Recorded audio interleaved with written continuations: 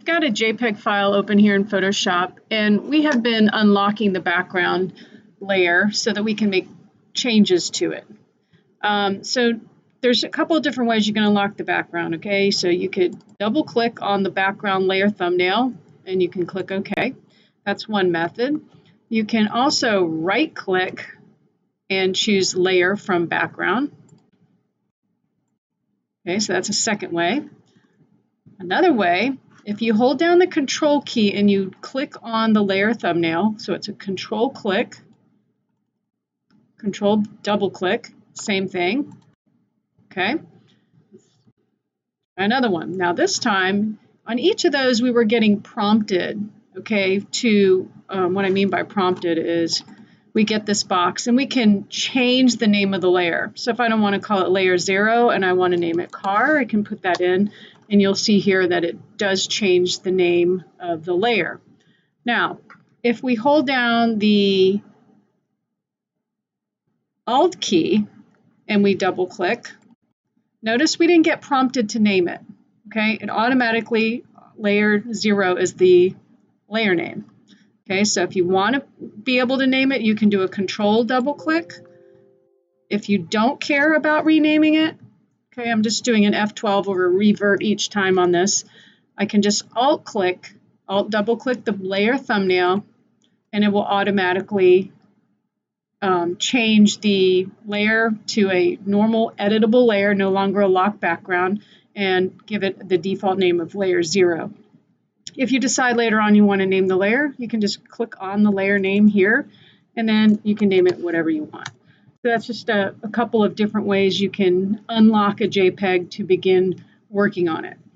All right, I'm going to reset it one more time. Now, sometimes we don't want to destroy the original background layer. In other words, what if we make so many edits to this that we can't undo it anymore? So another option as you work on JPEGs is to duplicate the layer. So if I Control J, that's a duplicate option. That's a keyboard shortcut. It duplicates whatever layer I had, which was the background.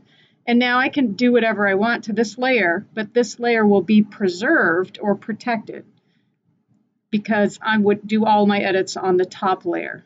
I can just hide the background layer from visibility so that if I do something like move this, I don't see the original behind it. Okay, so I'm just showing you a couple of different ways that you can work with your JPEGs. Now, I'm going to reset the image again, and you can also go to the layer menu, and you can, it's a little bit harder to find, but layer new right here. Whoops, layer new from background.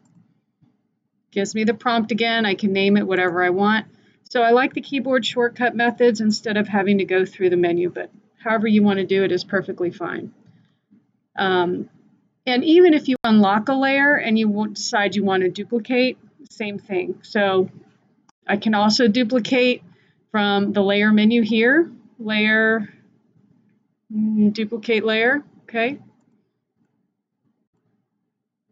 Same thing. I can also right click and I can choose layer from background here.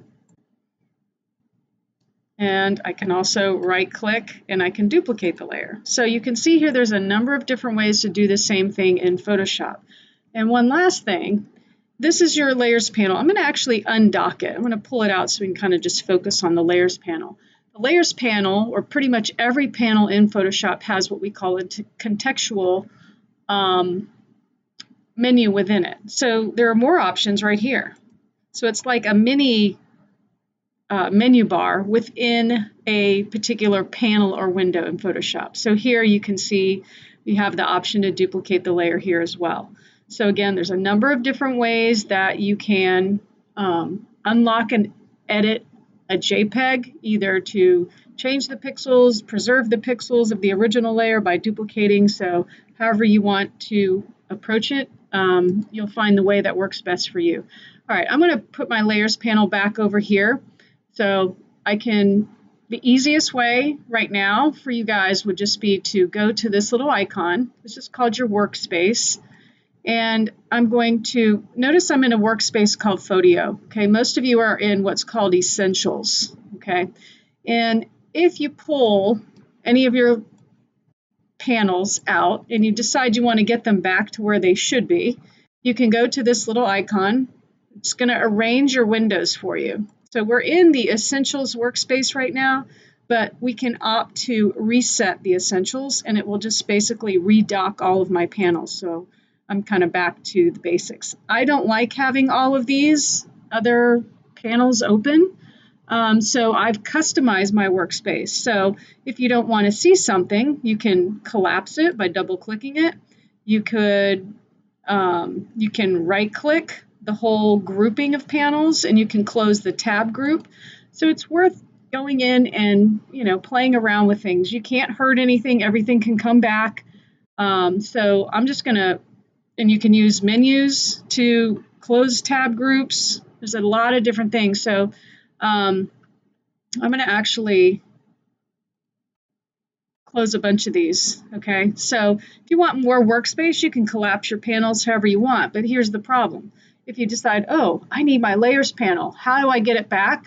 You can bring up anything you want through the window menu in Photoshop. So these are all of the available panels, but Photoshop has some built-in program looks for you that will lay out your screen with different panels. So again, that's this icon here. It's called your Workspace Switcher.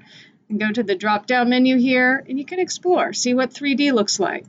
These are the ones that are preset, okay? Anything above this line, those are ones I customize. So if you decide that you like the look of something, okay, let's say that this is the way you like to work, okay? You go to the Workspace Switcher and you go, okay, new workspace. And I'm just going to call this sample. And so now if I go to 3D workspace or I go to motion and then I'm like, oh boy, I don't know, I don't need all this. I'm going to go back to what I set up a few minutes ago. I'm going to go back up here and I can choose sample and it resets here.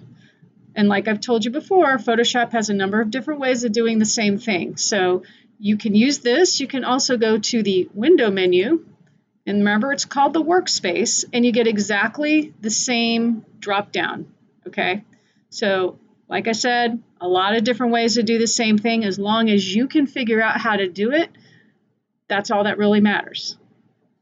All right. So we'll tune out for this one. And hopefully you'll get a chance to kind of go in and practice some of these new skills.